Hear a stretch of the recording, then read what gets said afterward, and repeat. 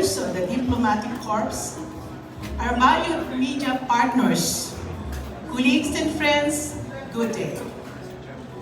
It is with great pride and heartfelt gratitude that I welcome you all to the strategic launch of the Women Economic Forum ASEAN 2026 Philippines. We are deeply honored by the presence of our guest of honor and keynote speaker, Datin Dr. Haji Haja Hartin Osman, the G100 Club Global President 2026, direct from Malaysia, and the Global Chair for Philanthropy and Poverty Eradication and the President of Women Economic Forum WEF ASEAN.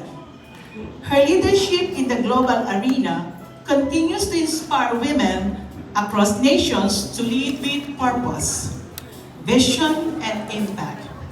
Her message today will undoubtedly set the tone for our journey toward ASEAN 2026, scheduled on 18, 19, 20, 21, June 2026. Mark the date. Allow me also to recognize our esteemed partners and pillars of this initiative. Empowered, dedicated organizing team headed by our G100 Country Chair for Business Chambers and Partnership, former Commissioner of the Philippine Commission on Women, Ameline Aslia Limbona, for her steadfast commitment to building strong alliances, to our hardworking Digital Infrastructure Chair, Ms. Maggie Antonio, who plays vital role in driving innovation, connectivity, strengthens economies and bridges the digital ecosystem. And to our dedicated, the beautiful sponsorship chair, Ma'am Sue Morales,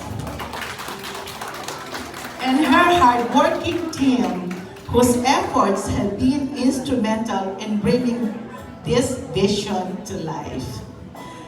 Let me also take you to this opportunity to reflect on a significant milestone in our journey.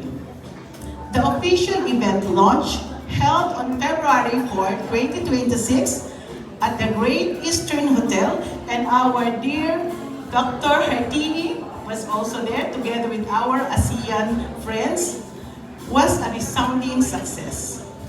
It brought together leaders, partners, and advocates united in advancing women's leadership and economic empowerment across ASEAN and beyond.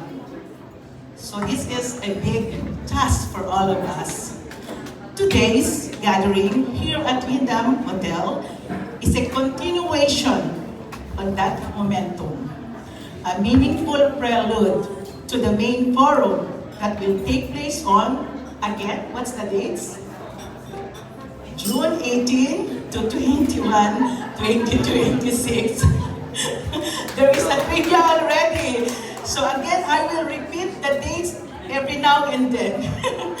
Okay, this strategic launch affirms that our journey is well underway, and that together we are shaping something truly transformative. Guided by our team this year as the host for ASEAN, Women Leaders, Creating a She-Economy Environment for Inclusive Economic Growth and Sustainable Development.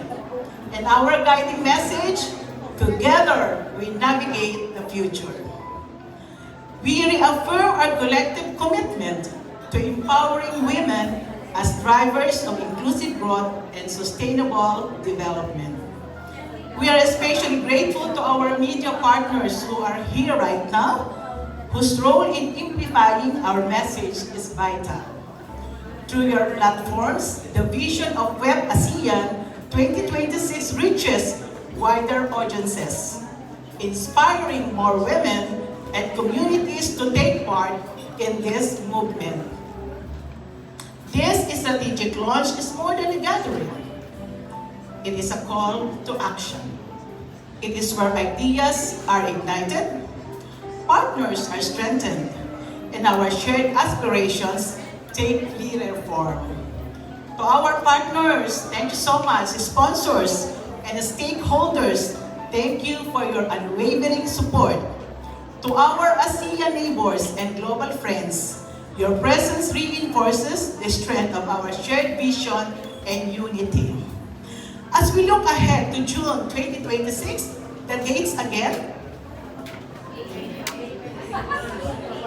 June 18, 19, 2021. And on the fourth day, we will have a heritage tour. Thank you so much to our dear President BBM that 2 days ago I received a message that they already approved the heritage tour in Malacanang. Thank you. Say thank you. Okay, and on the third day, on the 20th, before our gala dinner and awards night, we will turn it over to Singapore to host the Women Economic Forum ASEAN Singapore next year. Because the host of ASEAN next year is Singapore. Last year, it was Malaysia, and it was turned over to me by our beautiful dating Dr. Hartini in Malaysia. Okay, so the cycle goes on.